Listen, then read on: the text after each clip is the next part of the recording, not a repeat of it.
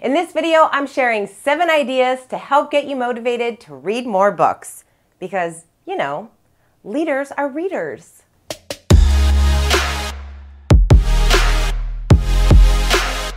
I'm Kate Volman. Welcome to my channel. I love sharing my favorite takeaways from some of the great books I read. I also share tips on journaling, so check out some of my other videos and consider subscribing so we can stay connected. Okay, let's get into it. Since I read a lot of books, it's usually pretty easy for me to give book recommendations when someone asks me about a specific challenge or something that they're trying to improve on.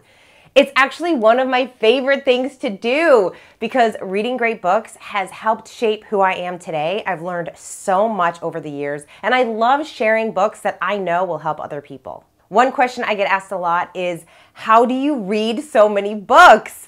Which is what inspired this video today. So I'm gonna share 7 things that you can start doing today to start building a better reading habit. Number 1, listen to audiobooks. You may have heard me talk about this one before. There's a reason I put it at number 1 because it actually works. I've shared my favorite apps to listen to audiobooks in other videos. Audible and Scribd are hands down my favorites. I would have to say that probably about 1 out of every 3 books I read are probably through those apps. This alone makes it so much easier to read more because for me, I listen when I'm in my car, while I'm doing my food prep for the week, or whenever I have some downtime. If you don't yet have one of these apps, what are you waiting for? Come on. It is life-changing. Number 2, make the time. I get it. We're all busy. There's a lot going on in our lives, and maybe you don't have hours every day to read like Mark Cuban. Actually, Mark Cuban reads 4 to 5 hours every single day. Hey, when you're a billionaire, you get to do whatever you want. But think about it. Would he be a billionaire if he wasn't so committed to reading? I guess we'll never know. Anyway, back to reality. In our busy world, it can be challenging to find the time. I totally get it. But if we're really honest with ourselves, we know we make time for the things that are important to us, even if that means just 10 minutes a day. And we can all find 10 minutes a day to squeeze in some reading. Actually, here's a really fun fact. I read a study that said reading for 6 minutes a day can reduce stress by 68%. That's it. 6 minutes a day, and you get that kind of stress reduction. So slip away from your phone and all those addicting apps and create those pockets of time to find the time to read, even if it's just for a few minutes. Number 3, join a book club. If you need some added motivation to help you stay on track with your reading habit, a great way to do it is by joining a book club. When you know you're getting together with a group of friends to talk about a specific book, you don't want to be the only one that shows up unprepared with nothing to say, which means you're probably going to make the time to actually read it. You know, you want to show up to that book club wowing your friends with all of the insights that you've learned. Number 4, shift your reading mindset.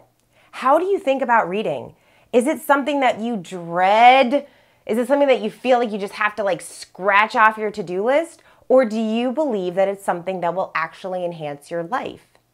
If you see it as a chore, then you're not going to be inspired to do it. And worse, you're definitely not going to get the benefits from it.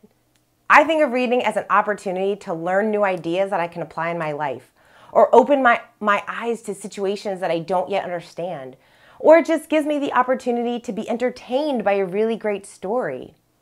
When you stop feeling like reading is something you have to do and you start treating it as a habit that you believe will actually give you a desired outcome in your life, you're definitely going to make the time. It's going to be easier for you to make that time to actually sit down and read. Number 5, have your next book ready. You know those days when you look in your packed closet and you still think, I have nothing to wear? Sometimes I feel the same way about books. There are so many to choose from that it can be really hard to decide what you want to read. And then you just get into this state of analysis paralysis and you end up doing something else completely.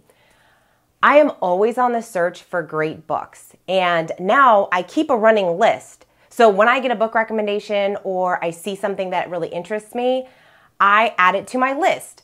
I use an app called Evernote, and it's something that's really easy for me to update on the go. So if I see a book or if a friend recommends something to me, I just break out the app and I add it to my list. Finding great book recommendations is super easy. You can ask your friends and colleagues, or you can do a quick Google or YouTube search on the kinds of books that are interesting to you. For example, best business books, or best books on health and wellness, or best fiction books of all time. You get it. Number 6, read a variety of books. I added this one because it's something that I've had to get better at over the years. I kept consuming so many personal development books, it was getting a little out of hand. So I do enjoy nonfiction books more than fiction, but over the past 2 years, I have definitely been stretching myself and reading more fiction. I've also been reading a lot more biographies, autobiographies, and memoirs, which I find really, really fascinating because I love hearing about really interesting people's lives and their journey. And those books are great because they actually help me to be a better leader for my team. So read fiction, nonfiction, great literature, get book recommendations from people that are outside of your industry, that think differently, find out what they're reading, and hey, you might find that you really enjoy this whole other genre of books that you never would have discovered had you not asked. And number 7, be a quitter. Okay, quitting is usually not my go-to piece of advice for people, but in this case, it is a great one because there are a lot of books out there and they're not all great, or at least they're not great for you. And it's so easy for us to think that if we get a book, we need to read it cover to cover.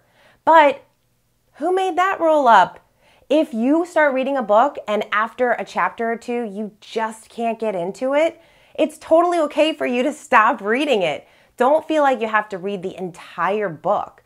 If you pick it up and then halfway through or even after a couple chapters, it's just not for you, put it down, quit, and just go find something else. So which of these ideas are you going to take action on? I would love to hear your favorite, so let me know in the comments. I hope you found this video helpful. If you did, please hit that like button. I also invite you to subscribe to my channel so we can stay connected. I will see you next time.